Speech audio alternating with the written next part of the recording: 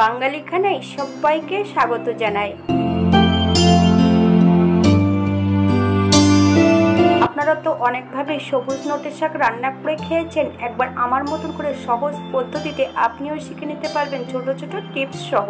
তবে আমি আজকে এখানে এত কম তেল মশলা দিয়ে কিভাবে সবুজ নোটে রান্না করলাম, চলুন সেটা একবার দেখে নেওয়া যাক ভিডিওর মাধ্যমে।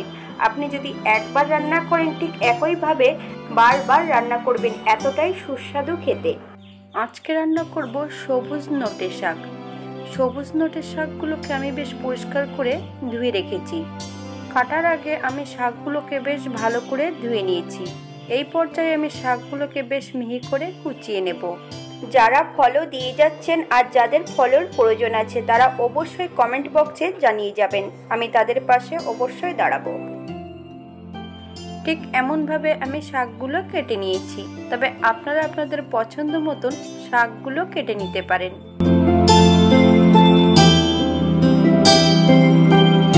এই পর্যায়ে কড়াইতে বেশ কিছুটা সাদা তেল অ্যাড করেছি, হাফ চামচ কালো জিরে, ফোড়ন থেকে সুগন্ধ বেরোলে দুটো মিডিয়াম সাইজের পেঁয়াজ আর 4 থেকে 5 কোয়া রসুন থেতো করে আমি এই পর্যায়ে অ্যাড করব।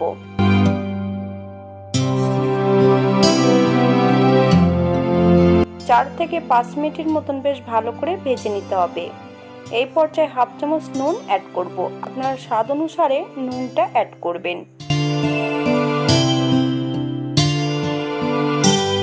পেঁয়াজ ভাজার মাঝামাঝি পর্যায়ে আমি দুটো কাঁচা লঙ্কা অ্যাড করেছিলাম। আপনারা যদি পছন্দ করেন তাহলে লঙ্কার পরিমাণটা বাড়িয়ে দিতে পারেন।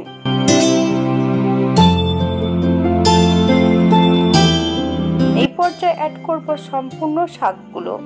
2 থেকে 3 মিনিটের মতন হাই ফ্লেমে বেশ শাকগুলোকে প্রথমে নেড়ে নিতে হবে। ভিডিওটি যদি ভালো লেগে থাকে তাহলে চ্যানেলটি সাবস্ক্রাইব করে দেবেন, পাশে থাকা বেলটি বাজিয়ে দেবেন, নইলে নিত্য নতুন রান্নার নোটিফিকেশন পাবেন না। এই পর্যায়ে আমি মিডিয়াম আঁচে 5 থেকে 7 মিনিটের জন্য শাকগুলোকে ঢেকে রেখে দেব। তবে শুধু ঢেকে রেখে দিলে হবে না, মাঝে মাঝে একটু ঢাকা খুলে নেড়ে দিতে হবে।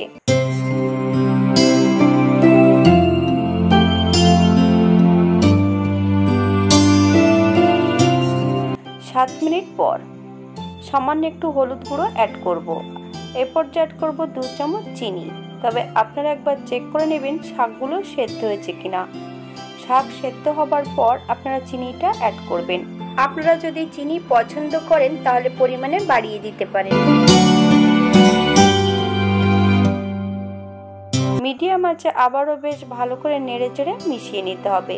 শাকে যখন চিনি অ্যাড করবেন শাক থেকে নিজস্ব জলটা বেরোতে শুরু হবে।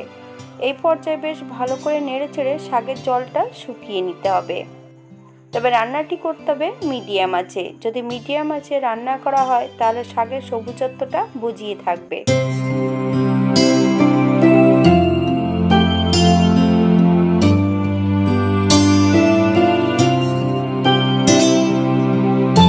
একটুখানি যদি শাকটাকে এমনভাবে ফাঁকা করে দেওয়া হয় তাহলে শাকের থেকে সম্পূর্ণ জলটা বেরিয়ে যাবে আর খুব তাড়াতাড়ি শাকের জলটা শুকিয়ে যাবে।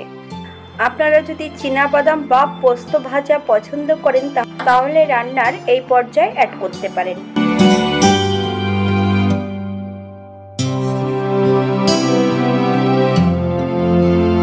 এই পর্যায়ে গ্যাসের ফ্লেমটা অফ করে দেব। 5 মিনিটের জন্য স্ট্যান্ডিং টাইম দিতে হবে, তারপর সার্ভ করব।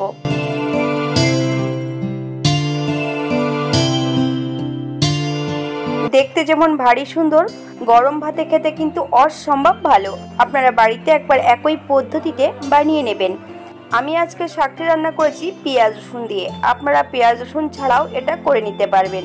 যারা নিরামিষ খাবেন তাদের জন্য টিপস, কালো জিরে আর পোস্ত ফোড়ন দিয়ে এটা যদি রান্না করেন খেতে কিন্তু খুবই সুস্বাদু লাগবে। আজকের ভিডিওটি এই পর্যন্ত। সবাই সুস্থ থাকবেন, ভালো থাকবেন। অন্যদিন নতুন রেসিপি নিয়ে আপনাদের সামনে আবার আমি হাজির হব। হাতে যদি সময় থাকে তাহলে একটা লাইক দেবেন, কমেন্ট শেয়ার করবেন। নতুন ও পুরনো সকল বন্ধুদের অসংখ্য ধন্যবাদ ভিডিওটি দেখার জন্য।